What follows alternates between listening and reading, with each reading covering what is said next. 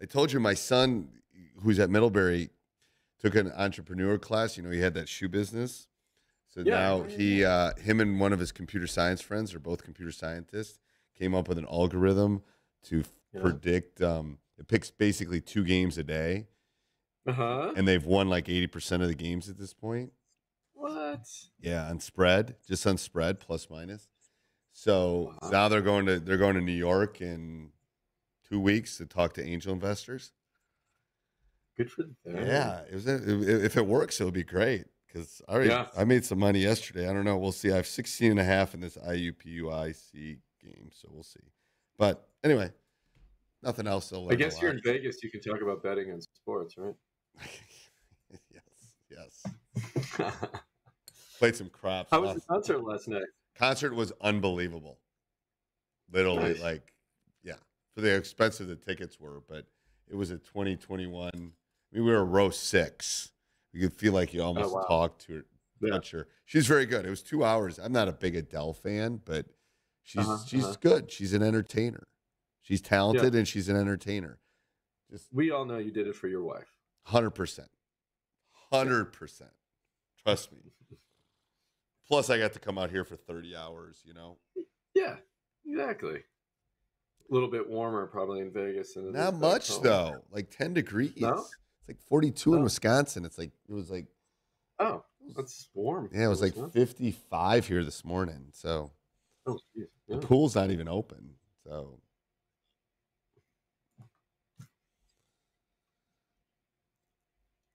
Yes. So hold on. So we're going to go through the topics. We're just going to do this as one big one, and then I'm going to edit it. Oh, you are? Okay. Yeah. So we won't do the Teachhoops. We won't do any promos. We'll do that on the back end. We'll just jump in. We'll start talking, and then we'll go through the topics he sent me. Whatever. I mean. Okay. Let's bring this back up. What did I send you? End of season wrap up. How to prepare for in the off season. Top 10 list of building a successful youth team. What needs to change in youth hoops? All of those will all be good, I think. All right. I walked the wrong way out of Caesars today, too, dumbass. I started walking toward Paris. It's like, yeah, anyway. Didn't take me long to know I was going the wrong direction. So how did are you still alive? No, are you guys? Yeah, we're regular season. We played on Friday. We taking the red eye home tonight. We play Tuesday, Thursday, Saturday next week, regular season. Okay. And then tournament starts. So. You want to hear what happened to me? I heard you got COVID. The team got COVID. Yeah. And a big. All set to go. 4 p.m. First playoff game. You know, had to cancel. All right, are we ready? Here we go. Let's do it. All right, welcome. You gonna do the countdown, or you want me to just start? Okay, shoot me the countdown. That would be better. And I'll know where it is. Yep.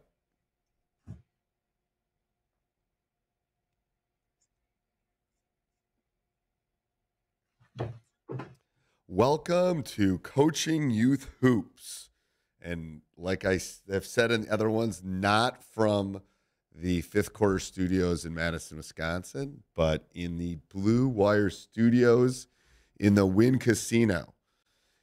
I wonder if he changed his name, because it seems like a great name for someone that owns a casino. Wynn, yeah. That's a good point. I never thought about that. Yeah, it's not like Lou. It's not like Lou's. I'm not going to the Lou's Casino. I'm going to the Wynn Casino. Good point, Steve. Is that a great point? I just thought about that. I wish I was winning more, but we'll see. We'll see. If I'm looking down, I'm looking at my my games that I have going on right now from my sports book. But welcome, Bill. You're my last one. I've done 2 already. You're my 3rd podcast this morning from the Blue Wire Studios, and it's awesome. And you got a little scratchy voice, and that's do. Professional right there, my friend. I know. I feel like I got to redo feel like I have to redo my home studio. New mics. Seriously. And I know. I'm helping, what you and I will talk about. I'm helping a buddy, completely different category, though, start a podcast, former newscaster, Okay. big in the Bay Area. And I'm looking at your gear right here because I got to get him some gear and make some suggestions. I'm like, take a picture of that. What is that? I will. I mean, I could tell you what this is, but this is, again, it depends. I think you can do it really well, for $500 to $1,000. If you really want to go and have the switch it, I mean, you can spend, a lot, obviously. The studio's several $1 million. Yeah. But I think to get a good podcast sound, $500 to $1,000. You're gonna spend $300-$400 at least on a good mic. On a good mic, yeah. And the mic's probably the most important thing, as far as sound and all that stuff goes, I think. But hey, by the way, did you ever see my coffee mug? That's the Green Bay Packers. My son made that for me a long time ago. So we're a dual family. Okay. So then the other side, the Niners. My wife's a Niner fan. Oh gosh. So we got the Niners. Niners had a much better season than we did. I tell you that. Oh my gosh. Yeah. All right. So we're just gonna start talking about specific topics. Because I got a flight to catch in 5 hours, and I have to give. We'll be done within 4.5. Yes. Get you out in 4.5. And I have I have some tickets to cash and some money to give back to Las Vegas before I probably. The Blue Wire folks must be like, dude, this guy overstayed his welcome. Huh? Yeah, I'm sure these guys. I know. I truly appreciate the hospitality has been awesome. They've been great. They've been understanding. Oh, that's good. Trying to get the logo to fit on the big screen behind us. All that stuff. Pretty impressive. Yes, it's very impressive. So they've been great. Jeremiah's been great. They've all been great. Yes. I said the next time I come out, I'm bringing my 21-year-old, Drew turns 21 in a couple weeks. So I told him I'd bring him to Vegas at some point, and maybe we'll convince you to fly from California. I would love that. You don't have to convince me. You and I could do. Yeah. Wouldn't that be fun? We'll get them there. Yeah, great. That'd be great. Yeah. And I'll be in Wisconsin. We planned our trip, so we can do a live podcast. You and I, same room. Really? Do you know when that's going to happen? In August. August. Right now it's August, early August. Okay. Yeah, I'll be running. You know what though? And we ran into an issue. It's EAA. You know I do. It's like the largest. Yeah, so I might have to stay in your cabin. Yeah, you won't be able to find a place to stay. I know. It is crazy. Well, you'll be. Cabin? It's in Watoma. It's really not that close, but it's an hour and a half, 2 hours. It's basically Madison. You'd be just as good staying in Madison. I'd look at Beaver Dam or some of those places. That's what we're doing. Yeah. You won't be. All right, let's jump into the podcast. These guys, enough banter between us. Well, we always do this. We don't want to change what we always do. We always banter and we always catch up with what we're kind of, our lives and stuff like that. So coaching youth hoops, we're going to talk about the end of the season wrap up. And what was your thought on the end of the season wrap up? COVID. That's my end of the season wrap up. I know. Tell everybody what happened to your high school team. Oh my gosh. Yeah. So we made playoffs, and our last game was Saturday. What was that? The 11th, February 11th. Yes. Yeah, right before Valentine's Day. We had one person out with COVID, testing every day. And then from Saturday, and then our first playoff game was going to be on a Tuesday, and one by one, everybody started falling, and ended up with 4 healthy people, 4 people that had varsity experience going into a varsity playoff game, and so we had to forfeit. So, does that happen a lot? Does that happen a lot up there? No. I haven't heard another team get COVID. We just got bad luck or whatever. But yeah. So anyway, forfeited. Had to forfeit our playoff game, so that means we're done. We're out. Didn't even play. That's crazy. Sad. it was a sad ending. It was a sad ending. Everybody, they were getting excited, right? Of course, playing, and I brought JV girls up too to kind of fill in the spots, and then it just got to a point where, these poor JV girls, I'm just going to send them out to slaughter. Yeah, you don't want to do that. So that's wow, that's wild. That was wild. So end of season though, I mean, we were healthy all season long, no injuries, nothing going on. But I spoke to a youth coach the other day. I loved it because he's what I thought the call was going into was the guy you sent my way. I thought the call was going to is prepping for his season because some seasons are just starting right now in January or February. Right? He's preparing for next season. I know he is. And I love it. Yeah, I know. It was a great conversation. It was a perfect fit. First of all, I don't have time, and second of all, what you were offering was the perfect fit for him at this point. Yeah. So I'm glad it worked out. So tell me, do you run? So when I took over our program, our youth program, we used to have like a youth banquet, and I would come talk at it. We haven't done that recently. We might have to bring that back. We would bring all the teams together. So, you'd have third grade team, fourth grade teams, fifth grade teams. We'd bring them all together, and we'd actually bring them to the high school and do it in the cafeteria, and do a kind of a smorgasbord thing. Everyone bring something. And then all the coaches would get up, and we'd have to limit the time because some of these guys would talk for like 6 hours. But, sorry, I just saw a wedding party walk by on the big screen there. And the glass overlooking the casino. Anyway, so I lost my attention. But anyway, and then I would get up and do like a summary, like, well, yay, we're the Spartans. Let's become a Spartan someday. And it was good. I think that's a great, for people that are either coaching youth hoops or, you could bring this to your varsity coach or whoever's running it. It's kind of a great way to bring the community together. You know what I'm saying? Yeah.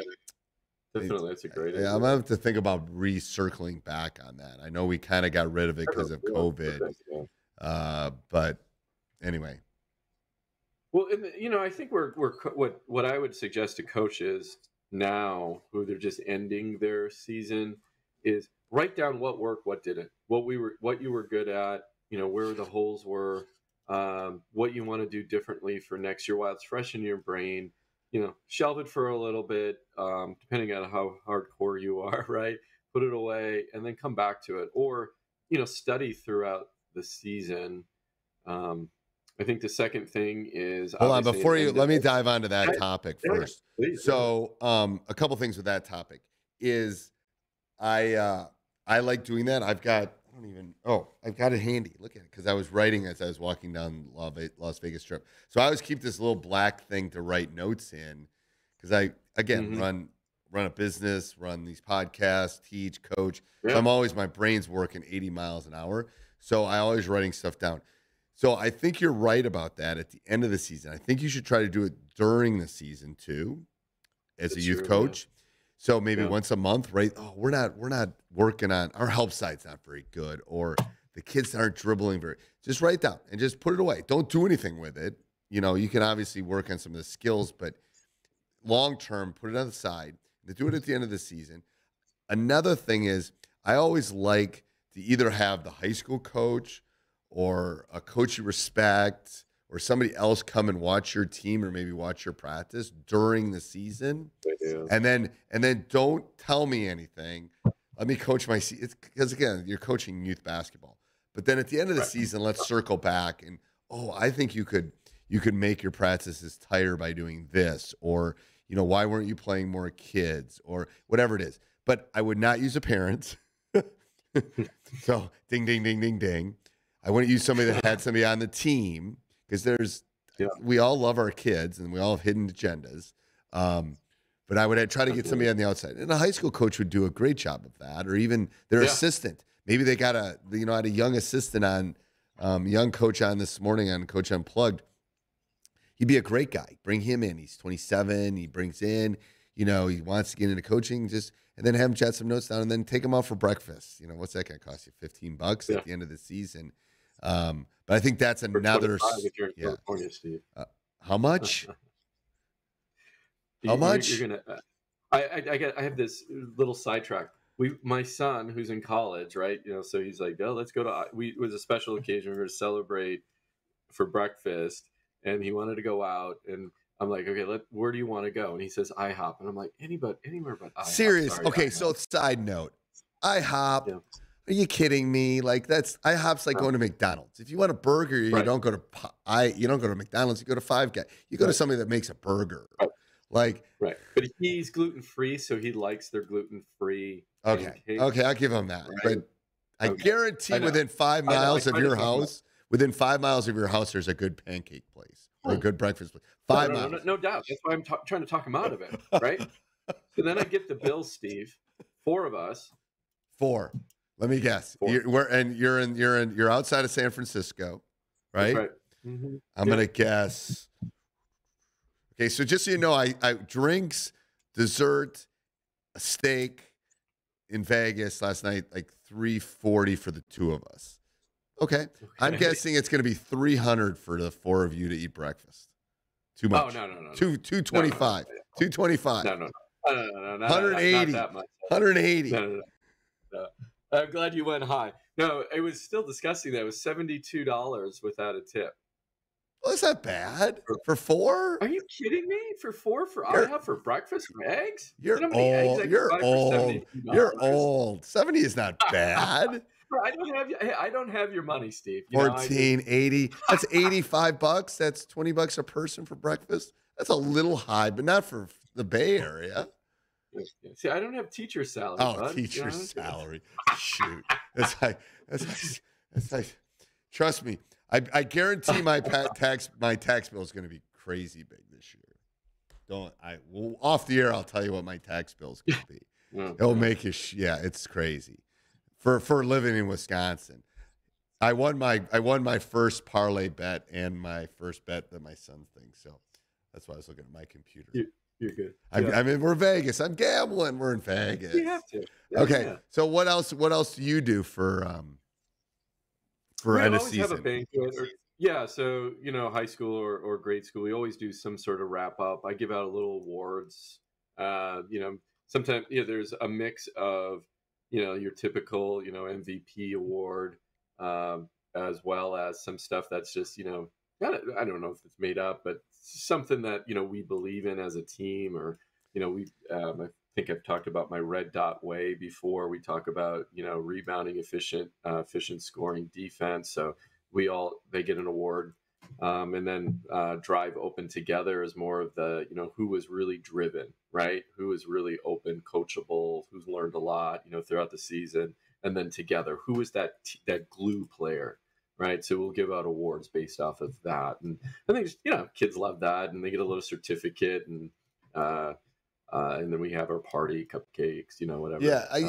Especially with youth teams, I try to I tell my coaches, try to stay away from MVP, try to stay away from some of those individualistic awards, especially in the elementary levels, maybe by 6th or 7th grade. And my reasoning is, I want them to keep playing, and it's like, well, Johnny's so much better than me, and I'm not going to be able. You know what I'm saying? Oh yeah, absolutely, yeah. Where they like, I'll never be his. I'll never be as good as him. So why would I do that? Yeah. No, that's a good idea. Yeah. So that's one of the reasons. So notes, the party, right? Prepping for next year. As far as just like, okay. What do I need to do on the off season as a coach to get a little bit better? I'm starting to think about those things, even for my high school team. But now we're obviously, because I am a high school coach, we're going to start camps, right? So got our summer camps running and planning. Hey, I'll give all the high school coaches that are listening to this, get your camp stuff out early. Yeah, I already did. Yeah, it's already out. Yeah, I don't have mine out yet, but I'm getting close. Yeah. I had to confirm that because the moms and dads start planning very, very quickly. Yeah. I did a camp pass for that very reason, where you don't have to worry about the individual dates that you're going to show up. You just buy. I think I'm going to do 2 or 3 camps. Right, we have a lot. So I'm going to do 2 or 3 camps, and then you can come back and plan it later. Pick your day later. So that's what I did. Yeah. I don't know. First time I'm trying that. That's a great idea. Anything else with end of season wrap ups? No, it's just, I think I hear a lot of coaches, they feel bad because they didn't win, right? They didn't have that winning season looking back, but did you have a positive impact on that child's life? Are they coming back next year? Are they happy? That's all that really matters at the end of the day, not the wins and the losses. It's youth basketball. They're learning, right? So are you. So, right. Yeah. Yeah. Hopefully. Yeah. Hopefully. Hopefully. Right. Yeah. Hopefully. So I think the second topic we had was how to prepare for the off season. We kind of touched on that a little bit. Yeah, we kind of touched on that one a little bit. Yeah. I think just studying, learning. Yeah. We're learning where you can improve. Come to mind, right? Finding resources, finding a mentor. If you want to become good at something, I think we live in a day, an age of, if you want to learn something, you can. Like, I can take a physics class at Harvard if I want to. That's right. I go online and watch it and do the material, and might not get a grade, but I can learn it. I think it's similar to youth coaches. It's like, how much time do you want to put into it is what you're going to get out of it, both for your kids and the other kids and you. And, it's not the end all, but I think it's like, if you want to become better at it, you're going to have to put the time in, especially at the youth level. And and to be honest with you, talking about winning, you'll win more if you do that. That's right. Do you know any place where they could go to learn stuff? Oh, I do. You go to teachhoops.com for coaches who want to get better. There we go. Yeah, that's a cheap plug. Oh, I didn't know. I'll have to look that one up. I wasn't even going to do that, but anyway. No, but I'm just saying, I think that's, again, you can find a dad that maybe has coached before, or a former high school coach, or there's people in your area that will help you. People always want to help. If you ask nicely, the younger you are, the more willing they are to help you, but they're definitely willing to help you. I don't think that's an issue. No, exactly. I love talking to other coaches well. It's just, it's rewarding. So I know, because I know they're helping kids, right? And that's what I'm all about. I want to help the kids. Right. 1 million in 10 years. 1 million in 10 years. Positively. Are you in? Are we a year in yet? April, almost, right? Has it been a year, or has it been more than a year that we've been doing this podcast? No, April is when. Well, this is April when we launched the first podcast. We got to talk about what we're going to do for the 1 year anniversary. We'll have to do something. Was it really April of last year? April of last year. Yeah. Wow. Yeah. Can you believe that? I can't believe that. Well, we're in almost the 50s. I know. Yeah, April 13th. Yeah, April. Hopefully it doesn't fall on a Friday. Well, we'll have to do something special for the 1 year anniversary. Yeah, we'll have to do something. Absolutely. Yeah. All right. So the next one was you had the top 10 list, right? Your top 10 list? Yeah, top list of building a successful youth team. Yeah. What do you think? What does it take to do a successful youth team? Oh, you know what's happening right now? Talk about real time. My dog's getting excited here in the background. I'm going to have to go let her out. Let her out. That's okay. So trust me, this happens on a regular basis on our podcast. So top 10, it does. Top 10 things. So I think the biggest thing is participation. What do you mean? Well, the kids they're feeling, especially at the younger ages, that if you're trying to build either a program or a team, that kids feel like they're an integral part of that system. And at the youth, like I've always said, you don't want to be this kid's last coach ever. Yeah. If you're going to be a good youth coach, you let them be the ones that decide to stop playing, but you should not be the one. I think a successful one is they all had it, especially if you're dealing with fourth graders, they should all have a fun, successful feeling about it when they leave. That could be 1, 2, 3, 4 on my list, to be honest with you. Yeah. So participation, fun. I would, a lot of youth coaches I talk to, it's hard too, because they have 1, maybe 2 practices a week, from 1 hour to an hour and a half. And as there's a lot to fit in in a game and teach. So I think with that said is come in prepared. Knowing that you can't teach everything in the limited amount of time that you do have, but what do you believe in? Your top 3 things. Focus there, and create that list that we're going to be really good at X. We're going to be okay at Y, and we're not going to get to Z. Right. And I think if you come in structured, and you plan out your first month of practices. I think that will go a long way. And then you can make tweaks based on, you don't know what your team is going to look like in the fall and who's going to show up. And, a lot of these are draft type things. So, or they just get automatically selected. Then you can make tweaks. But, fundamentals and just being prepared, I think you will see just success on that. Because a lot of coaches aren't. They just like, oh my gosh, I got practice tonight. You always talk about this. Got practice tonight at, 5 o'clock, and I get done with work at 4, and I'm scrambling what I'm going to do, and you end up playing knockout for an hour and a half. Well, here's the thing. So for someone that's taught for 35 years, I never walk into class without a plan. I never walk into class without a plan. Like Monday's going to be an interesting day when I land in Milwaukee at 1 and I have to teach at 8. So, but I have a plan. I already have a plan ready to go for Monday morning. I know what I'm going to do.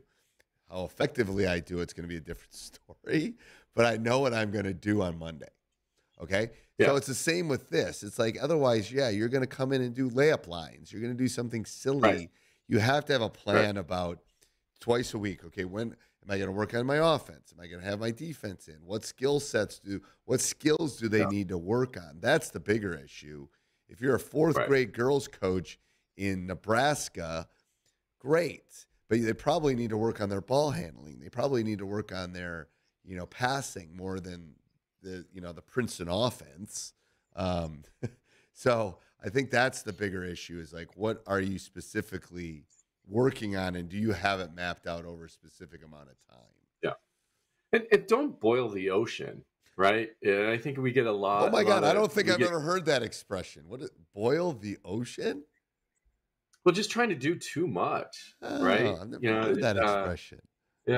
And there is a lot. Right. But your 4th grade, 5th grade, team, you don't have enough time. Right. There's just not enough time in practice. And so focus on a few things and do those really well. Did you just Google that? I did not Google that. I'm going to be totally honest for the people that are listening to the podcast. 100% did not Google boiling the ocean. I'm going to be honest because I always tell my players to be honest. I Googled the second game I have in my parlay along with the bet that I have in. It's the Hartford Chicago State Cougar score. It's 0-0 a minute in. So I'm not too worried about it. Again, I'm in Vegas. When you're in Vegas, if you're not gambling, on vacation, it's like, anyway. So what's the play? What's the play? What's the play? Yeah. Well, you and I will sit in the sports book and map out the entire year of coaching youth hoops. How long a drive would it be from you to here? 5 hours? No, a little bit longer. I don't remember. We drove it one time. It might be 6. I think it's 6 to LA from here, isn't it? It's 5 or 6 from LA. LA. We're about the same because Vegas is kind of in the middle where I am. Shoot, you could drive. Like, you'll drive down then. You won't even fly. No, I would probably fly.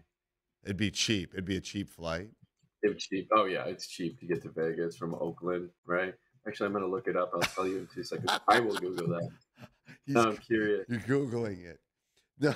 So as he's Googling that, I'm going to keep talking about. You get there by 6. What? I'm kidding. I have no idea. I bet it's a couple $100 though, huh? Maybe less than that. But it depends on what you're. What time of the time? So I think developing a successful youth team is kind of, again, I think it's what is success to you? That's right. Define success. That's probably one of the first things, right? It's not wins and losses. It's not. And I guarantee for a lot of people either listening to this podcast or that I've seen on Saturdays at a shootout. Sometimes it is, and I don't think it should be. I agree with you. Yeah. But yeah, I think you have to define what success is. And like I said, I think one of the things is just that success from year to year, like making sure that they come out the following year. You know, Mhm. the number of girls that we lose to basketball, to lose to volleyball, lose to soccer, lose to these things is because It's huge. it's huge because it wasn't successful. It wasn't fun. It wasn't they were learning. There wasn't a community in which they were building. I think Yeah. that's the issue. Well, and if you look at all the surveys out there, as coaches, we think, oh, fun equals wins. But all the surveys that the kids do and fill out, wins is not in the top 5. Right. And It's I'll tell you, spending time with I friends. went to a clinic before once and they asked the coach, Mhm. write down the coach that influenced you the most and why. They had them do Mhm. every coach in this clinic had to do that. And you wrote it down. And then they called on a bunch of them. And I wrote down a coach and then I wrote down why. And he goes, I bet it's how that coach made you feel. And I Yeah. bet it had nothing to do with X's and O's was your why. And Yeah. nobody said, they taught me the flex offense well, or they taught me how to play man-to-man defense well. No, it's like my high school coach kind of got me the love of this game. That was what he Yeah. did. It's like, do I remember what we ran? Kinda, but it wasn't. It was that I wanted to please him. That he taught me that I love the game. It's the same thing with these kids when Yeah. if they filled out a survey. That's what they should put on that survey. It's how you made them feel, and did you give them a love for the game? Not that you have the greatest out of bounds play that's going to score on a Tuesday in some tournament somewhere. Who cares? Yeah. Um, I think that's for me. That's a successful team. We Yeah. can go through I totally. It's hard. It is hard as a coach when you're, competitive. 13-0 is really exciting versus 0-13. Um, but at the same time, like you said, did those kids come back? Are they having fun? Are they connecting with their friends on that team? Did you teach them life lessons in both of those situations, 13-0 and 0-13, right? I think that's the message we're missing too with sports is why are we doing it in the first place? It's an extension of the classroom, and we have to help kids draw those conclusions of what if winning with respect, right? Playing with respect, what does that mean? And then losing with grace, right? Right. And what hard work means and sacrifice. And yeah, I'd rather go to that birthday party, but I made a commitment to my team, right, to be Yeah. there and play.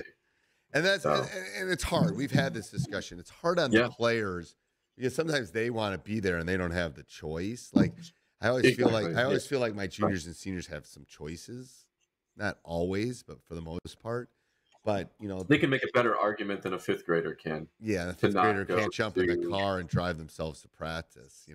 That's right. Yeah, It's yeah, like mom doesn't want to get on the car on a Tuesday in February to take you to practice. What's the kid going to do? So that's a little bit more empathy, a little bit more understanding from the youth coaches. Yes, you want them there, but sometimes we don't have that control. Um, yeah.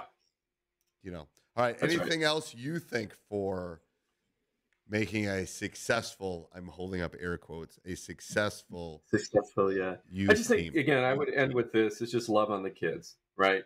Just love on the kids. Let them know they're going to respect you when you respect them, and let them know it's not about. You don't even have to say it that the wins and losses, but show them that you care, and you'll have a successful season. That's Yes. just my 2 cents. I know. Yeah. I think that's 100% it. All right. So our last topic that I want to talk about today, before I hit the craps table again, my brother has a craps table in his basement. Really? Not lying. Does he have a pool in his basement too? No, he has a Imagine basketball. He has bowling a alley? pool outside, but he has a basketball court at his house. Is it the one in Chicago? No, or the one in Vegas, or the one it's out here? No, he doesn't have a place in Vegas, which surprises me actually. He has it's his Yeah. one. It's his home. It's his one in New Hampshire. His home. Yeah. Oh, New Hampshire. Oh, okay. Oh, right. Yeah, yeah. It's his home. He has a basketball court. Nice. I know. Nice. Yeah, he's not a teacher. Okay. Just be real. Okay. All right. Let's go into this last topic because this was the one that jumped out at me. What needs to change in youth hoops? And we have what, 2 hours left? Now, well, we got like 10 minutes left. 10 minutes left. I have to meet my wife for lunch too. Okay. We have like 10 minutes, 10 to 15 minutes. What would you change about youth hoops? I mean, I have a laundry list if you don't have any. Yeah, no, I'm trying to in my head like process like what if I had a magic wand, what's the number one thing I would change? And I honestly think it comes down to this is I would change the parents and their approach. We all, our kids are the most precious thing in our lives, but they need to go through adversity as well to become productive adults. Right. And you shouldn't step in for them. You should empower them. And of course, if it's abusive and all of that, that's a given. That's a given. Yes. But I think the most important thing that parents could do is support their kids' journey, not by stepping in, but giving them the words to help them through situations. And instead of blaming and pushing blame on the coach or the refs for that matter, what can you do if your son is not or daughter is not playing? Instead of blaming the coach, say, well, honestly, sweetheart, how many times you're going out in the backyard just playing? Well, you're not. Or, hey, did you ever ask coach why, how what you can do for the team to make, to help the team? It's not always the coach's fault. The kids, the coaches do the best that they can. I'm generally speaking, I get that, but I think it's just important that we put our kids through adversity, healthy adversity, and teach them how to give them the language and the power to help them through the process. Does that make sense? Yeah. Am I making sense there? Yeah, and I think the issue is, and like Drew tried out for his college team and didn't make it. It was probably one of the handful of times he's been disappointed. He didn't get into his first school. But it's like, well, he learned from that. That was a great, I mean, both of them were great life lessons. He's still friends with, it's like, but he had to go through that. Like, we all have to go through that. I didn't get the first job I wanted. Like, I didn't get the first coaching, but great. It made me maybe get the job I was meant to have. So I think that's one of the issues that and again, the cliche here with the growth mindset and being in education, but it's true. The growth mindset is you gotta struggle a little bit before you gotta fall down. How do you learn to walk? You fall down a lot, right? Fall down a lot, yeah. And then you pick yourself up and you figure out how to balance. And the same with a bike, riding a bike, all that stuff. It's like you have training wheels, and then you take them off, and then you fall, and then it's like that's life. And it's like I don't think parents let them go through that as much as they did 25 years ago. Now, do I sound like the old fart? Get off my porch. Yes. But I think it's true. And post-COVID, I think it's even worse. I agree. Because I think there's more of a mama bear, papa bear thing post-COVID because we were all stuck together. We were all in this weird spot. My daughter didn't get prom her junior year, blah, blah, blah. Mine did, but whatever. But that's the mentality, like graduation was taken away. So it's almost this mama, papa thing that I got to rebalance the world, which is slowly happening. I think it is. I really do believe it is. But I think that's the big issue. Yeah. And I think youth sports would be a positive experience for the kids if the parents were there to support them through it versus pushing and blaming, right? Yeah. So what else? The other big thing for me that I absolutely I hear it, I see it in our Facebook group. It's from there should be no pressing up to a certain age. I don't know what that magic age is. 6th grade, maybe start of 6th grade. Let the kids play. That's my. I don't know. I don't know what you think about that, but especially at the rec leagues, if you're doing 1 or 2 practices a week and that's all you get to practice, you shouldn't press. Now, if you're a AAU team and you have the ability to maybe Pick go the 5 tournament. days a week on practice and then go into a tournament, okay, you got time to work on that, right? And you kind of know what you're getting yourself into, but just back off. Like, there's no need. We don't want to chase kids away. We want them to love the game, be able to dribble, do all those things that they need to do to succeed on the court. We don't need to press bad players or bad teams. Right. Let them develop first, and then the game itself gets better. So going back to the original question, it says, what needs to change in youth hoops? I think there needs to be a uniform set. First of all, I think they should be playing 3-on-3 until they're in 5th grade, probably. And on lower hoops and a smaller ball and all that stuff. In a utopian world, that's what happens. Should happen. I know we don't live in a utopian world, but that's what should happen. But I think there should be a uniform set of rules for age specific. Now, again, there's talented and gifted people. That's right. Adele is talented and gifted, obviously. She would have been in a talented and gifted program when she was 7. I get that. There's different rules for her and for basketball players like that. However, I think, there's things like playing man-to-man defense, teaching ball handling, not pressing, all of those skill sets. I think we can break down and probably come up with a uniform set of rules that, here's what a 3rd grader should be able to do. Here's what a 3rd grader shouldn't do. There's no reason for us to like a 3rd grader should be playing 3-on-3 half court on a lower hoop with a smaller ball. Period. I don't care what you say. It's crazy though. We in our youth league, the local rec league, we did that as an experiment. We got so much pushback. It's because the parents think they're going to be playing for you. They're going to be playing for UNLV. That's what the problem is. They think they're going to be like, what do you know? You're wrong.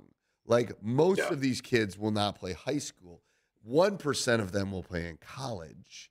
A half of a percent will get paid for it. So why don't we teach them the game the right way? I don't ask you to shoot on a 15-foot hoop. That'd be like me. See, they can't shoot. Right. They're not strong enough to get it to a 10-foot rim. That's right. So what are we doing? Like, again, utopian world, and I know that because I fought that same battle. No one wants to do 3-on-3. No one wants.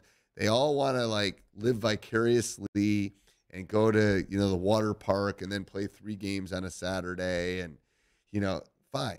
Let's admit what it is then at that point. Yeah. But I think that would be. That would be the one thing I would change about youth hoops. That would be number 1. Number 2 would be no parents coaching. Period. In a utopian world, I'm not coaching my son. He played soccer when he was little on a club team that was called the 56ers. He had great coaches. They weren't me. I had to pay more money for that. Because the coach needed to be paid. But that was fine because it wasn't me. He was hearing a different voice. And again, are most youth coaches parents? Yes. And they're probably listening to this podcast because they want to become better youth coaches. Then I get it. But I'm just saying, if we're going to that utopian, bizarro world, that's what I would want for someone else other than the parent to do it. Because we're parents. We're parents. We're biased, right? But obviously, then it's money. It's parents are volunteering their time, love for the kids, blah blah blah. Yeah, so that is a tough one. I struggle with this one, and obviously we could talk about this for hours, and it's always on our Facebook group, Man versus Zone, right? Always, it's always on the Facebook group. And I would say man. I mean, we know 3rd, 4th, 5th graders can't shoot consistently outside, so they're there to score. Scoring for them is fun, right? It's 12-7 at the end of the game, people. It's not like Right. So, we're not going man. 106 to 101. What are you talking? Like, Right. yeah, let them play. Yeah. Let him play. Yeah. Yeah. There's other things you can do to win if you just focus on great man-to-man defense then, right? If that's Positioning, fun, dribbling, ball handling, passing. You can do all sorts of fun things within the spectrum of teaching them this great game. But yeah, that would be those are my pet peeves. Maybe some of the skill set stuff I think would be something I would want to change about youth hoops. I personally would not let a pre-7th grader ever shoot a 3-pointer. Again, no, it's not going to happen, but it's too far out. Yeah. Most 7th graders aren't strong enough to get the ball there with good form. Did you say 7th grade or 7-year-old? 7th grader. Middle school is where I'd start it. 6th or 7th grade would be the first time I'd let. That's what I'm saying. I would either let a 6th grader or a 7th grader. That would be the first time they could shoot threes. Oh wow! Because a 5th grader is not strong enough. No, most 5th graders are not strong enough. They're just not. But what do the boys? They do this always. Yeah, they do with 2 hands. But what's the first thing they always do when they step into any gym? Shoot a 3. Shoot a 3. First thing they do. Even when I train them individually, I'm talking with the parents, saying hello. I turn around, they're all at the 3-point line, shooting threes, trying to shoot. We were talking about this before we came out with with Josh, who was on Coach Unplugged, and I said Steph Curry has probably changed the game more than anyone since maybe Bird Magic for the NBA, but for like Mikan did for the bigs. It's like Steph Curry changed the game more than LeBron, more than Kobe. Maybe Kobe a little bit because that's kind of the hybrid player right now. But Steph shooting all those threes and Golden State winning all those championships changed the game. Yeah. Changed it at the our level, high school. Definitely changed it at the youth level. It's like poof, poof, poof, poof, poof, poof, 3, 3, 3, 3, 3. Yeah. So that's what that's one of my pet peeves is. My son. Sum that up. So give me one. You can only change one thing. That's it. You can only do one thing. What is it about the youth game? I'd have that uniform set of rules that everyone has to go under. Set of rules. Okay. Yeah. Because I guess that would encompass. Yeah. I don't know if you're going to. That would encompass mine too, which would be the pressing. The full court pressure at 3rd grade. It's like why? What are you doing? Right. I know. So, all right. So before we end here, I want to make sure that I've got you on tape saying this summer you'll come out maybe at some point, and we'll do. Yeah, by you mean? Yeah. We'll do it in person because you're close enough. We could drive. We could do a Coach Unplugged, and then we could. Madison is 45 minutes away from my parents' house, so when I'm out there, we'll do that for sure. Maybe Vegas too. Maybe Vegas too. 6 hours ain't too bad. You can get in a car. No, you're coming out west. I thought wasn't that the? At some point. Oh, I am coming out west. I'm coming to Napa in the end of beginning of June. I have to look and see when that's happening. Yeah, let me know. Yeah, we'll figure something out so we can get. We'll figure out. Yeah, we'll do it live.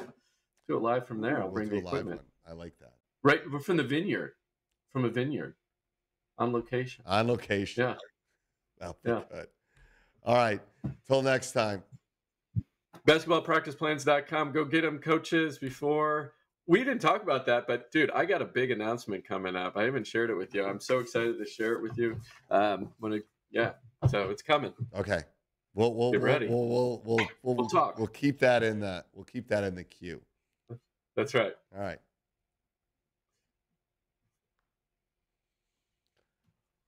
All right, we're clear. Good? Hey, yeah. So my tax bill is going to be like $25K.